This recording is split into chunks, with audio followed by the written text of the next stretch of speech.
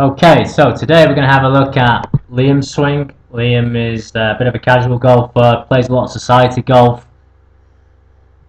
roughly around 20, 22 handicap. Liam's main complaints were missing the ball or missing shots off to the right. He'd also get quite steep designs and take quite a bit of turf. But definitely the shots off to the right were causing him problems. Even at the moment, he doesn't really use his driver. So let's take a look at his swing. Let's see if we can help him out, pick a few things out that might be causing these shots off to the right. Today I'm going to be using down the line swing. I do have a face on one as well, but I just want to stick to this down the line one. And regarding his setup, all the angles look pretty good. Possibly could just be stood a fraction too close to the club, but that'd be being very picky. You can't see it from here, but trust me when I say that Liam's grip is quite weak. The right hand's not too bad, but the left hand probably has about one knuckle at best. So quite a weak left-handed grip there.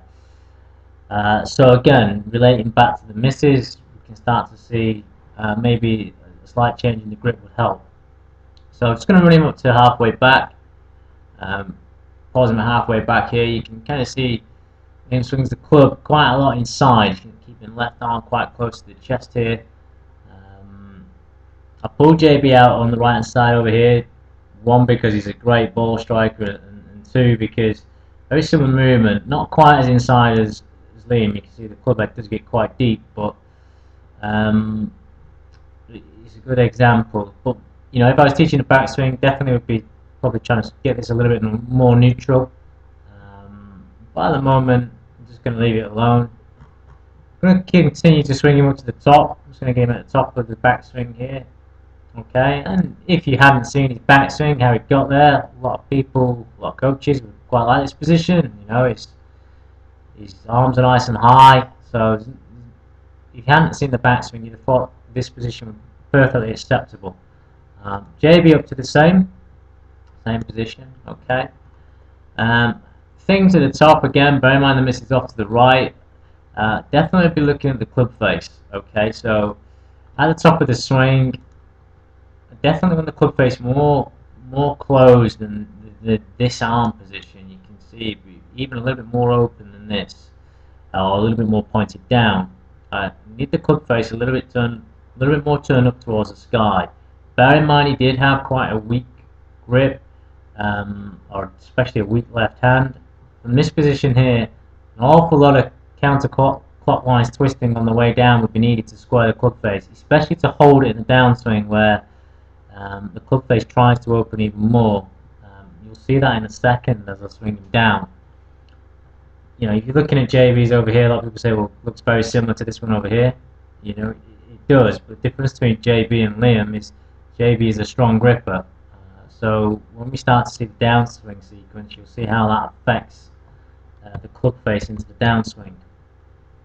Also at the top of the swing, got a little bit of left loading going on. You can see the left pelvis here is quite a bit lower than the right.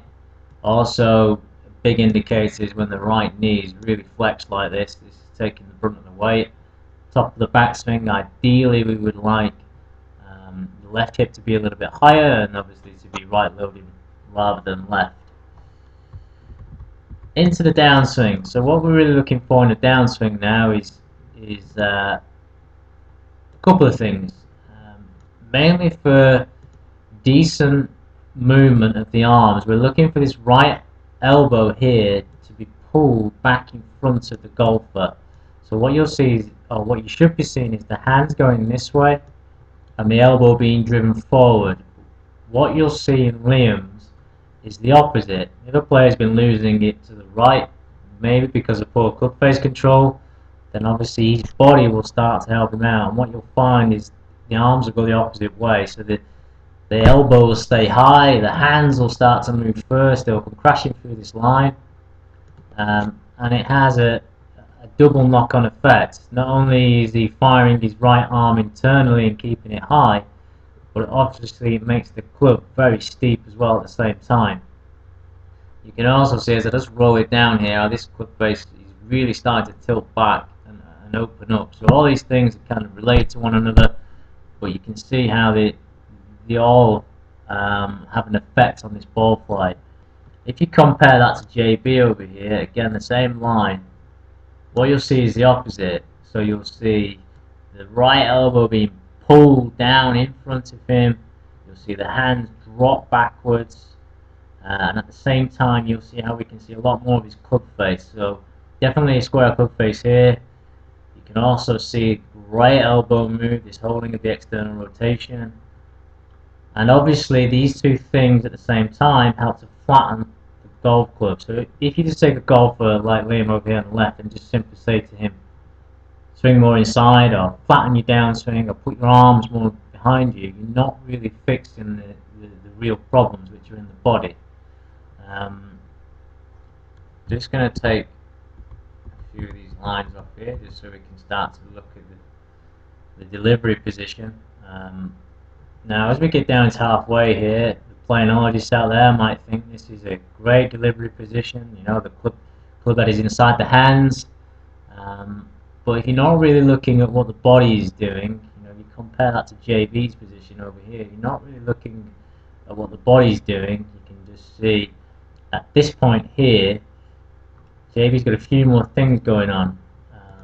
Main ones, you can see the right arm is a lot more in front of him. You can see there's more crunching going on in the spine here. Right shoulder is a lot lower than the hip. So he's a lot closer to the hip. You can see how high this right shoulder is here compared to Liam's hips, which are here. And obviously, we're starting to see his left leg here and his left glute. So a lot more rotation than in this area here than Liam. So if you're just looking at this and comparing planes, then obviously in the long run, you're not really going to be benefiting the golfer. So I'm just going to keep on playing it into impact. Just get rid of some of these lines.